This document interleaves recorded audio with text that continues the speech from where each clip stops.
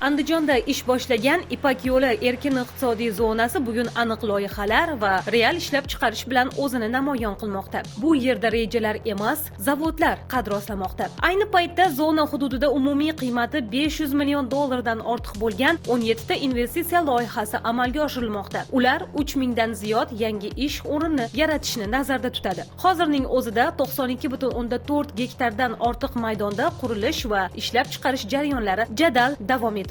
Loyihalar tarkibi ham xilma-xil. Elektroskuterlar ishlab chiqarish, alyuminiy profil tayyorlash, maishiy va sanoat elektronikasi, mini GESlar uchun maxsus uskunalar, shuningdek qishloq xo'jaligi uchun mo'ljallangan gibrid urug'lar ishlab chiqarish yo'nalishlari shakllanmoqda.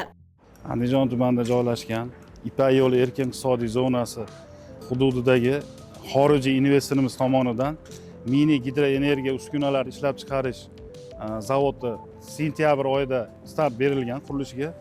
2026-yil 1-chora mart oyida 100% ishga tushish rejalashtirilgan. Xitoy investorimizga 6 gektar yer maydoni ajratilgan. 6 gektar maydonga 20 million dollar investorimiz tomonidan pul ajratilgan. Ushbu loyiha natijasida 200 nafar yangi ish o'rini yaratiladi. Hozir investorimiz tomonidan viloyatimizda 9 ta tumanga GES qurilyapti. Shulardan 4 tasi ishga tushdi hozirgi kunda. Qolganda qurilish jarayoni ketyapti.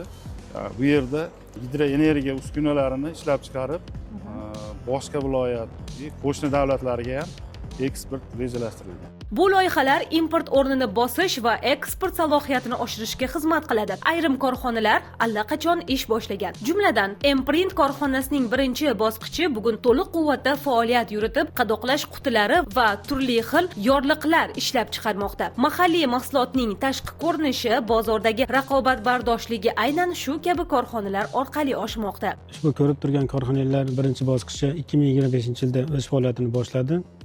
Birinchi bosqichda dastlab 40 ta yoshlarni ish bilan ta'minlagan bo'lsak, ikkinchi bosqichda yana 40 ta yoshlarni ish bilan ta'minlashni reja qilganmiz. Birinchi bosqichda asosan oziq-ovqat mahsulotini qadoqlash qutilari, ikkinchi bosqichimizda asosan gofra korobkalar ishlab chiqarishni reja qilganmiz.